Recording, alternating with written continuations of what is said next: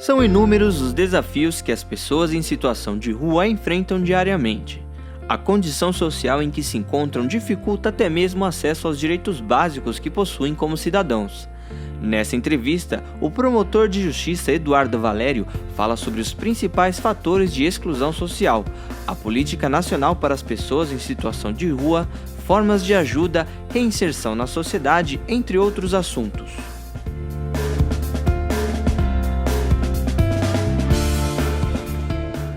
Basicamente, o problema decorre de preconceito e exclusão.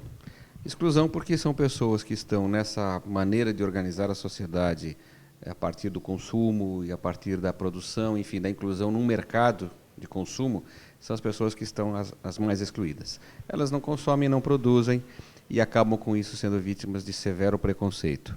São vistas como pessoas de segunda categoria, rompendo uma visão humanista, universalista do ser humano com a dignidade por si próprio, a vida humana com a dignidade por si mesma. E isso acaba levando a uma exclusão de todos os direitos básicos e fundamentais, aqueles que a Constituição garante a qualquer cidadão, a qualquer ser humano, independente até de cidadania, os do artigo 6º e até mesmo os direitos fundamentais do artigo 5º. Então eles começam a ser violados até no direito à vida, que é o mais básico e elementar dos direitos, e volta e meia nós temos tido no Brasil, São Paulo, tivemos um episódio grave, mortandades, genocídios, extermínios, crimes coletivos de extermínio de população em situação de rua. E isso tem acontecido em outras capitais, outras cidades brasileiras.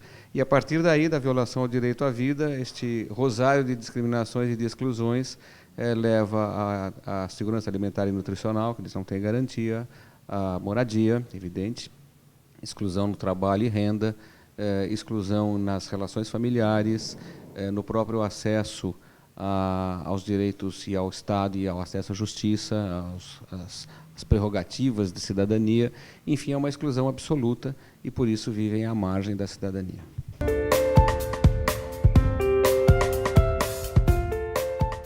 A Política Nacional da População em Situação de Rua, ela é um modelo do que há a ser construído.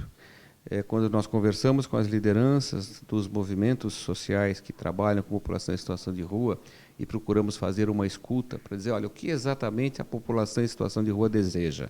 Em geral, a resposta é a política.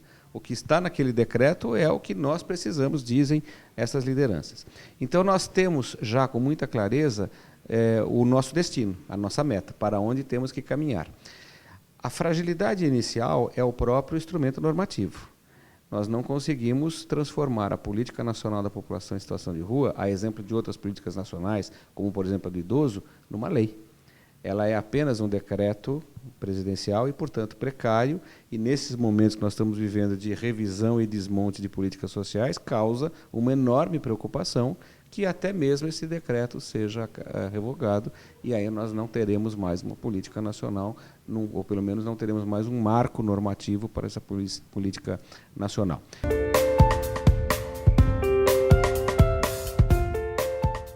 Às vezes, na melhor das intenções, com muito boa vontade, sobretudo entidades assistenciais, religiosas, fazem um trabalho nas ruas que não é o trabalho que a política nacional está propondo de retirada da pessoa da rua.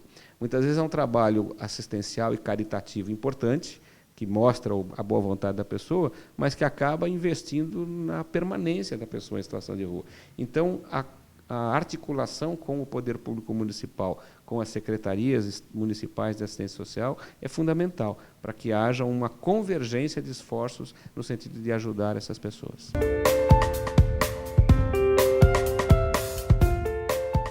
Porque mesmo nestes últimos anos, de que nós tivemos uma pujança econômica, a população em situação de rua continuou crescendo. Então, não é simplesmente uma questão de pobreza ou de miséria que leva as pessoas à rua, mas uma situação de exclusão e de dificuldade de acesso a direitos. Quer dizer, o que houve foi um aumento na competitividade do mercado de trabalho, uma necessidade de constante aprimoramento e atualização, e que essas pessoas nem sempre conseguiram acompanhar. E o que os estudos, sobretudo os estudos acadêmicos, mostram sobre isso, é que estas pessoas, por conta de não conseguirem mais se incluir no mercado de trabalho, por conta desse dinamismo no mercado de trabalho, acabam se excluindo na família. E isto leva, em algum momento, ou antes ou depois, à drogadição e, sobretudo, ao alcoolismo, e aí à rua, né? Então, é o engano imaginar que as pessoas estão na rua por falta de casa. Não há esse raciocínio singelo e simplista. As pessoas estão na rua porque foram excluídas do mercado de trabalho e das relações familiares. E, num certo momento, houve a introdução da dependência química e, principalmente, do álcool. Em momentos, a ordem disto, a sequência, varia de pessoa para pessoa, mas, geralmente, começa com a exclusão do mercado de trabalho. Daí, as políticas de reinserção devem começar por aí. Então, não se trata simplesmente de dar a casa, isso tem que estar no horizonte, certo? Seguramente.